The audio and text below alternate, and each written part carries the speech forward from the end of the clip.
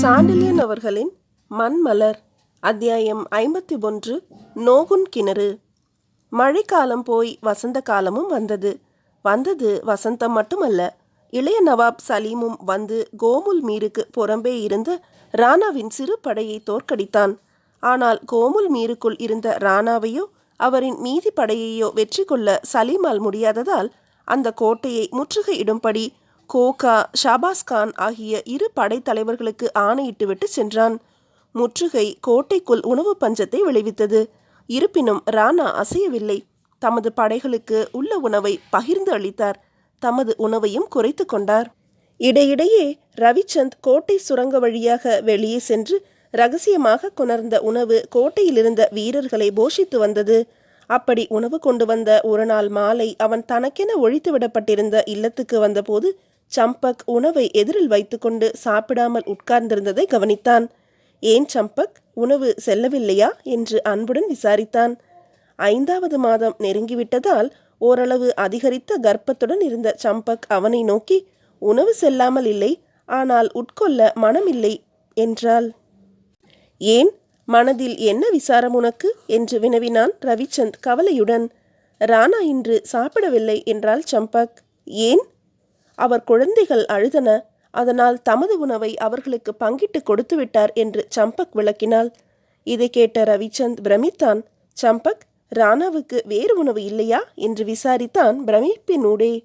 இருக்கிறது, ஆனால் கோட்டை முற்றுகையிடப்பட்டிருப்பதால் ஒருவருக்கு இவ்வளவுதான் ஆகாரம் என்று ராணா நிர்ணயித்திருக்கிறார்.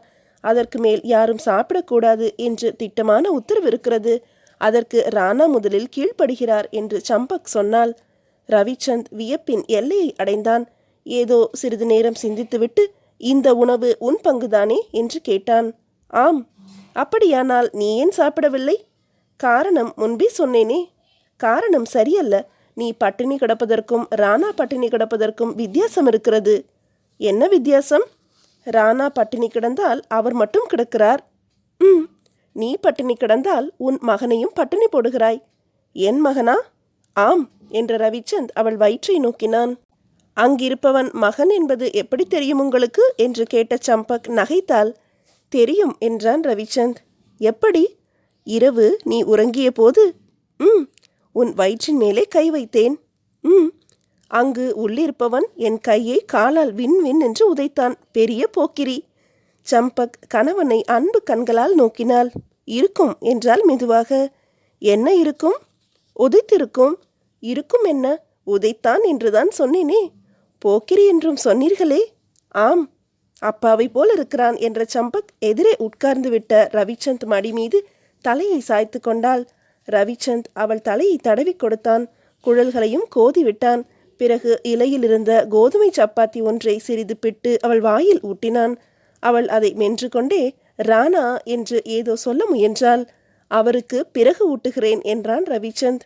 ஏனாம்? அவருக்கும் வயிறு பெரிதாகத்தான் இருக்கிறது, ஆனால் அவர் கர்ப்பமில்லை என்ற ரவிச்சந்த் சப்பாத்தியை தட்டு ஓரத்தில் இருந்த கீரையில் தொட்டு தொட்டு ஊட்டினான். மெதுவாக அவளுக்கு உணவு அளித்து முடிந்ததும், உனக்கு படுக்கை போடட்டுமா என்று கேட்டான். அவள் பதிலேதும் சொல்லவில்லை. பெருமிதமும் வெட்கமும் கலந்த பார்வையொன்றை அவன் மீது செலுத்தினாள். அவன் அவளுக்கு படுக்கையை விரித்து அவளை படுக்க வைத்துவிட்டு தட்டை எடுத்து தானே கழுவினான். இனி ராணாவை கவனித்துவிட்டு வருகிறேன் என்று கூறி வெளியே சென்றான்.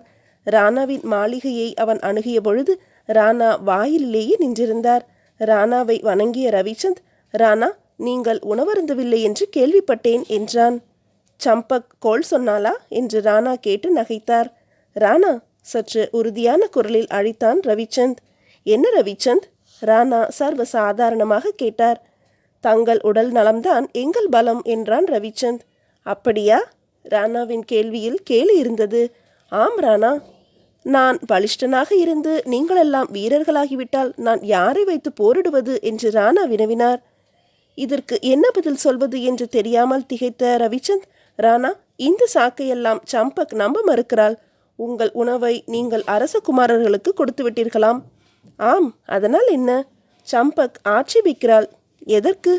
நீங்கள் பட்டினி கிடப்பதற்கு. அவள் என்ன செய்தாள்? சாப்பிட வைத்தேன். ஏன்? அவள் வயிற்றில் குழந்தையொன்று இருக்கிறதே, அதை பட்டினி போடலாமா? ராணா நகைத்தார். அவள் செய்ததைத்தான் நானும் செய்தேன்.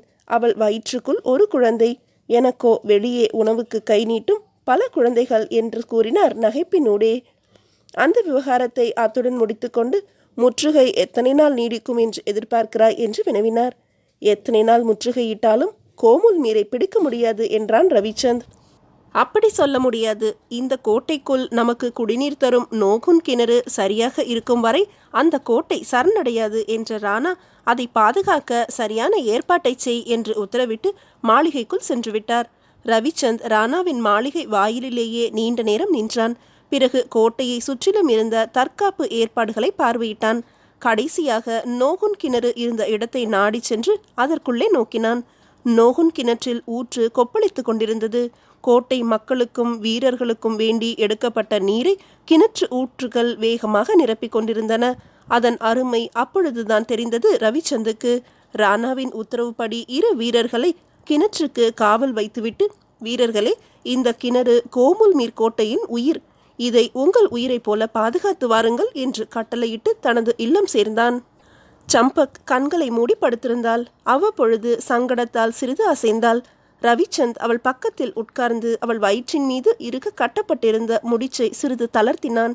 பிறகு முகத்தை அதன் வயிற்றில் புதைத்து கொண்டவன் அசதியால் அப்படியே உறங்கிவிட்டான். விடியற் காலையில் அவன் எழுந்திருந்த போது வெளியே கோட்டைக்குள் அதிக பரபரப்பு இருந்தது. ரவிச்சந்த் முகம் கழுவி பல் துளக்கி வெளியே ஓடினான். தூரத்தில் ராணா நோகுன் கிணற்றுக்கு அருகில் நின்றிருந்தார். அந்த இடத்தை நோக்கி விரைந்த ரவிச்சந்த் அங்கிருந்த கோர காட்சியைக் கண்டு சிலையென நின்றான். அவன் காவல் வைத்து போன 2 காவலரும் கத்தியால் குத்தப்பட்டு குருதி ஆறாக ஓடி கிணற்றடி நனைய மரணமடைந்து கிடந்தனர். ராணா கிணற்றுக்குள் எட்டி பார்த்தார். பிறகு திரும்பிய அவர் முகத்தில் கோபாக்னி ஜொலித்து கொண்டிருந்தது. நோகுன் கிணற்றில் பூச்சிகள் ஏராளமாக செத்து கிடக்கின்றன என்ற ராணா ரவிச்சந்தின் தோள் மீது கையை போட்டு அவனை அழைத்து கொண்டு நடந்தார். ரவிச்சந்த், இனி நமக்கு குடிநீர் இல்லை என்றார் ஓரிடத்தில் நின்று. பதில் சொல்ல தெரியாமல் நின்றான் ரவி. இது வெளியில் இருப்பவர் செய்ததல்ல. கோட்டைக்குள் ஒரு துரோகி இருக்கிறான் என்ற ராணா அவனை சீக்கிரம் கண்டுபிடிக்க வேண்டும் என்று ரவிச்சந்துக்கு ஆணையும் இட்டார். அதே சமயத்தில் வெளியில் இருந்த எதிரிகள் படை கோட்டை மதில் மீது பீரங்கி பிரயோகமும் செய்ய தொடங்கியது. மீதியை அடுத்த அத்தியாயத்தில் காணலாம். அத்தியாயம் 52. கவிதை கடிதம். ஹிந்துக்களின் மானத்தை அவ்வொழுது ஒரு மகாவீரன் தோன்றுகிறான். ஆனால் ஹிந்து சமுதாயத்தை காட்டிக் கொடுக்கும் துரோகிகள் பலர் தோன்றுகிறார்கள். அதனால்தான் ஹிந்து சமுதாயம் பல நூற்றாண்டுகள் பிற சமுதாயங்களின் அடிமையாக வாழ்ந்து வந்தது. அந்த துரோகிகளின் பட்டியலில் அக்பரின் கையாளாக இருந்து நோகுன் கிணற்று நீரை புழுக்களால் நிரப்ப யோசனை சொன்ன தேவரா குல தலைவனையும் சேர்க்க வேண்டும். நோகுன் கிணறு பாழடிக்கப்பட்டால் கோமுல் மீர் வீழ்ந்தது என்று யோசனை சொன்னதன்றி அதை பாழடிக்க தனது கையால் ஒருவனையும் கோமுல் மீருக்குள் நுழைத்தான் தேவரா தலைவன். குடிநீர் இல்லாது போகவே ராணா தமது படைகளுடன் வெளிவந்து போரிட தயாரானார். அதற்கு முன்பாக வீரர்களான பில் ஜாதியாரிடம் தமது மனைவிகளையும் குழந்தைகளையும் கர்ப்பவதியான சம்பக்கையும் ஒப்படைத்தார். அன்று இரவு சுரங்க வழியாக பெண்களும் குழந்தைகளும் அழைத்து போகப்பட்ட பிறகு ராணா கோட்டை கதவுகளை திறந்து தமது வீரர்களுடன் வெளியே வந்தார். ஏதோ பெரும் புயல் போல வெளியே வந்த ராணாவின் படையால் முற்றுகை படைகளின் முன் வரிசைகள் பாதிக்கப்பட்டாலும் பின் வரிசைகள் நெருங்கி தாக்க கோமுல் மீர் முகலாயர் கைகளில் வீழ்ந்தது. ஆனால் ராணாவோ ரவிச்சந்தோ மற்றும் பிரதான படைத்தலைவர்களோ யாரும் பிடிபடவில்லை. இனி கோட்டையை காக்க முடியாது என்று உணர்ந்த ராணா தமது படையுடன் எதிரி படைகளை அம்பு போல ஊடுருவினார். எதிர்பட்டவர்களையெல்லாம் கொன்று கொண்டே போனார். இந்த பயங்கர போரில் மேவாரின் ஆஸ்தான கவியும் மாண்டான். அதனால் மனமுடைந்த ராணா தமது மீதி படையுடன் மேவாரின் தென்கிழக்கு பகுதியில் இருந்த மலைக்காட்டு குடியிருப்பான சுப்புன் என்ற இடத்துக்கு சென்றார். அங்கு சோச்சந்த் என்ற நகரத்தில் தங்கினார். ஆனால் லட்சக்கணக்கில் அடுத்தடுத்து ஈசல்கள் போல குவிந்த முகலாயரும் மான்சிங்கின் ராஜபுத்திரர்களும் ராணாவுக்கு இருக்க இடமில்லாமல் அடித்தனர். கோமுல் மீரை தொடர்ந்து துர்மேதி, கோகுண்டா கோட்டைகளும் வீழ்ந்தன. இந்த கோட்டைகளை ராஜா மான்சிங்கே நேரில் முற்றுகையிட்டு பிடித்தார். முதலில் உதய சாகரத்தில் செய்த சபதப்படி ராணாவை மேவாரில் நிற்க இடமில்லாமல் அடித்தார் மான்சிங். மஹபத் கான் உதய்பூரை பிடித்தான். அதே சமயத்தில்தான் பெரிட் என்ற முகலாய படைத்தலைவன் ராணா தங்கியிருந்த சோந்தையும் பிடித்தான். இதற்கும் ஒரு ராஜபுத்திரன் தான் உதவினான். ஆனால் இத்தனை துரோகிகள் இருக்கும் இடையில் ராஜபக்தியும் நாட்டு பக்தியும் மிகுந்த வீரர்கள் ராணாவின் பக்கத்தில் உறுதியாக நின்றபடியால் ராணாவை அண்ட யாராலும் முடியவில்லை. மனைவிமார்களுக்கும் குழந்தைகளுக்கும் உணவு வசதி கூட இல்லாத சமயங்களிலும் ராணா திடீரென்று பல இடங்களில் தோன்றி மொகலாய படைப்பிரிவுகளை வெட்டி சாய்த்து கொண்டிருந்தார். இப்படி தொல்லை கொடுத்த ராணாவை எப்படியும் பிடித்து கொண்டு வருகிறேன் என்று சோந்த் நகரை பிடித்த பெரிட் மார்தட்டினான். அப்படி சபதம் செய்ததன்றி அதை நிறைவேற்ற தனது படைகளுடன் காடுகளிலும் உலாவினான். அந்த பெரிட் இப்படி ஆர்ப்பாட்டமாக திரிந்த சமயத்தில் ஒரு நாள் இரவு ஒரு மலை பள்ளத்தாக்கில் ராணா பிரதாப்பால் மடக்கப்பட்டான். அந்த இடத்திலேயே ராணாவின் சிறு படை மொகலாயரின் பெரும் படையை அழித்து பெரிட்டையும் கொன்றுவிடவே மொகலாயர்கள் மலை காடுகளுக்குள் திரிவதை நிறுத்தி கொண்டாலும் ராஜா மான்சிங் மட்டும் ராணாவை அழிக்கும் முயற்சியை தளர்த்தவில்லை. இதற்கிடையில் ராணாவின் வீரமும் மொகலாய படைகளின் கையாலாகாத செயல்களும் ராஜபுதன கவிகளால் மட்டுமின்றி மொகலாய கவிகளாலும் பாடப்பட்டன. ராணாவின் வீர தீர செயல்கள் அக்பரின் இதயத்தையும் தொட்டன. அவருடைய சபையில் இருந்த தில்லி நகர படைத்தலைவனான கான் கனான் அக்பரின் முன்னாலேயே பிரதாப்பை பற்றி பின்வரும் கருத்துள்ள கவிதையை பாடினான். இந்த உலகில் எதுவும் நிலையற்றது. நிலமும் பணமும் மறையும். ஆனால் ஒரு மகாவீரனின் கண்ணியமான பெயர் என்றும் நிலைத்திருக்கும். பிரதாப் பணத்தை துறந்தான், நிலப்புலன்களை துறந்தான். ஆனால் தன் தலையை யாருக்கும் வணங்கினான் இல்லை. ஹிந்து மன்னர்கள் அனைவரிலும் அவன் ஒருவனே தனது இனத்தின் மானத்தை காத்து நின்றான். இந்த கருத்து கவிதை மொகலாய சாம்ராஜ்யத்தில் எங்கும் பரவலாயிற்று. ஆண்டுகள் ஓடின. பிரதாப் பணியவில்லை. அன்ன ஆகாரமின்றி குழந்தைகள் வாட, பெண்கள் துன்புற சிறு படையுடன் போராடி கொண்டே இருந்தார். நாடில்லை, இருக்க வீடில்லை. இந்த நிலையில் அவ்வப்பொழுது இடம் மாறினார் பிரதாப். ராஜபக்தர்களான பில் ஜாதியர் ராணாவின் குழந்தைகளை கூடைகளில் வைத்து தூக்கி கொண்டு மலை காடுகளில் நடந்தனர். இரவுகளில் அந்த கூடைகள் மரக்கிளைகளில் தொங்கவிடப்பட்டு குழந்தைகளின் தொட்டில்களாயின. அந்த தொட்டில்கள் ஒன்றில் ரவிச்சந்தின் 3 வயதுள்ள குழந்தையும் சீராடினான். சம்பக் அந்த கஷ்டங்களை லட்சியம் செய்யவில்லை. ரவிச்சந்த் சதா ராணாவுடனேயே இருந்தான். ராணாவின் பக்கத்திலேயே படுத்தான். அதை பற்றி சம்பக் ஒரு நாள் ரவிச்சந்துடன் தனிமையில் இருக்கையில் கேட்டால், உங்களுடன் பேசக்கூட அவகாசம் கிடைக்கவில்லையே என்று. ராணாவுக்கு மூச்சு விடக்கூட அவகாசம் இல்லையே சம்பக் என்றான் ரவிச்சந்த். ராணாவுடன் தினம் படுப்பதானால் நீங்கள் ராணாவையே விவாகம் செய்து கொண்டிருக்கலாமே என்று வேடிக்கையாக பேசினாள் சம்பக். செய்து கொள்ளலாம், ஆனால் இழுத்தான் ரவிச்சந்த். ஆனால் என்று கண்களை அவனை நோக்கி உயர்த்தினாள் சம்பக்.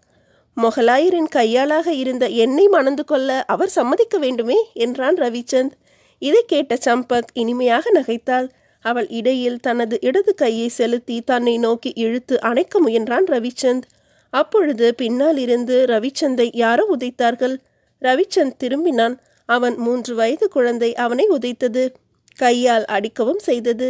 ரவிச்சந்தின் முகத்தருகே வந்த சம்பக்கின் முகத்தையும் பிடித்து தள்ளியது.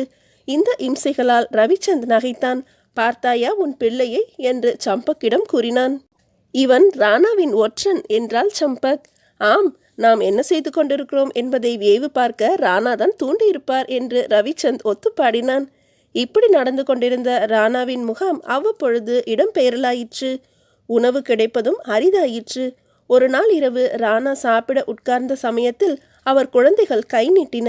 இருந்த உணவை அவற்றின் கைகளில் போட்டார் ராணா. இருப்பினும் உணவு போதாததால் குழந்தைகள் அழுதன. ராணி கண்ணீர் உகுத்தாள். ராணா மறுநாள் முதல் தீவிர சிந்தனையில் இருந்தார். திடீரென ஒரு நாள் ஒரு தூதனிடம் ரகசிய கடிதம் ஒன்றை கொடுத்து ஏதோ சொன்னார். கடிதத்தை ஏந்திய வீரன் ஆஜ்மீருக்கு விரைந்தான். அடுத்த 3வது நாள் அக்பர் சபையை கூட்டினார். ராணா தமக்கு கடிதம் எழுதியதையும் கூறினார். கடிதத்தை தமது லிகிதனை விட்டு படிக்கவும் சொன்னார்.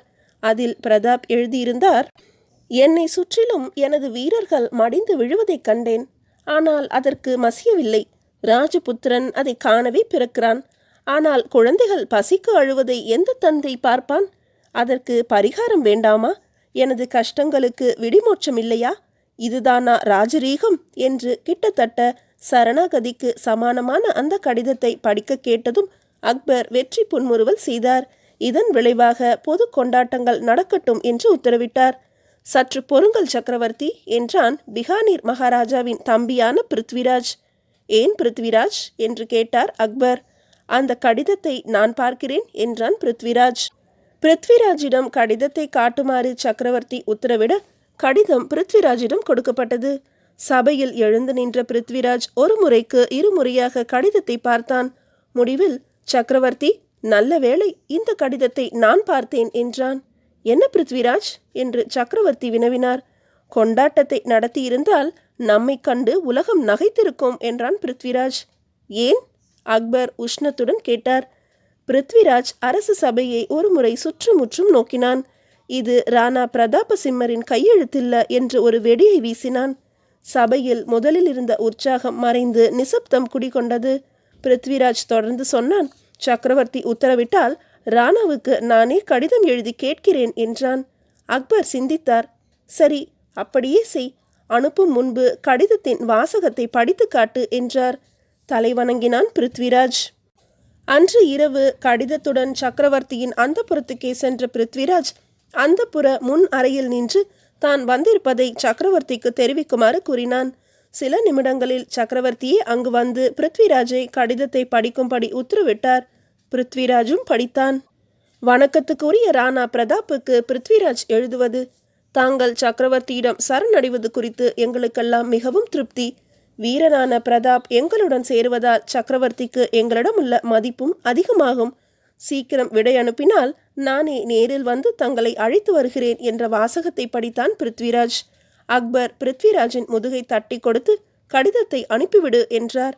தலைவணங்கி வெளியே வந்த பிருத்விராஜ் அந்த கடிதத்தை மடியில் சொருகிக் கொண்டு மடியில் இருந்த வேறொரு கடிதத்தை மடித்து ராஜமுத்திரைகளை வைத்தான்.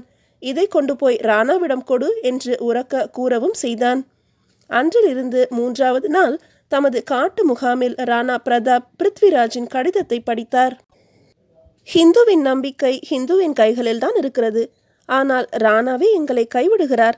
ராணா ஒருவர் இல்லாவிட்டால் எல்லா ஹிந்துக்களையும் அக்பர் ஒரே தட்டில் வைத்து விடுவார். நமது மன்னர்கள் அடிமைகளாகிவிட்டார்கள். நமது மாதர்களோ கற்பிழந்தார்கள். அக்பர் நமது இனச்சந்தையில் ஒரு தரகர். ராணாவை தவிர எல்லோரையும் விலை பேசிவிட்டார். சித்தூரும் இந்த சந்தைக்கு வரப்போகிறதா? ஹமீரின் சந்ததியும் எங்களை கைவிட்டு விடுமா? இந்த தரகன் சஞ்சீவி அல்ல. மரணம் ஒரு நாள் இந்த தரகனையும் அழைத்து செல்லும். அன்று ராஜபுத்திரர்கள் ராணாவிடம் வருவார்கள். தங்கள் விதைகளை ராஜபுதன புனித பூமியில் விதைக்க, மீண்டும் தூய்மையான ராஜபுதன இரத்தத்தை பெற. இன்று ராஜபுதனம் ராணாவைத்தான் எதிர்பார்க்கிறது. அந்த நிலை வந்தால் ராஜபுதன இன தூய்மையை காக்க. இதை படித்ததும் ராணா பிரதாப் எழுந்தார் சிங்கம் போல. ரவிச்சந்த், சக்தா, நமது படைகளை திரட்டுங்கள் என்று கூவினார். இருவரும் வியப்பின் வசப்பட்டு எழுந்து, என்ன ராணா என்று ஏக காலத்தில் வினவினர். என் ரத்தம் வேகமாக ஓடுகிறது, வெற்றி அருகில் தெரிகிறது என்ற ராணா கடிதத்தை சக்தாவிடம் கொடுத்து மரத்தில் தொங்கிக் கொண்டிருந்த தமது வாளை சட்டென்று உரையுடன் எடுத்து உரையிலிருந்து வாளை உருவி வேகமாக இருமுறை வீசினார். சோர்வுற்ற ராணாவின் இதயத்துக்கு பிருத்விராஜின் கடிதம் உரமேற்றியது. கவிஞனான பிருத்விராஜ் கடிதத்தை கவிதையாக வடித்திருந்தான். அந்த கவிதை மேவாரின் கதையை அடியோடு மாற்றியது. அடுத்தடுத்து ராணா பல இடங்களில் சென்று முகலாய படைகளை அழித்தார். கிராமங்களுக்கும் நகரங்களுக்கும் நெருப்பு வைத்தார்.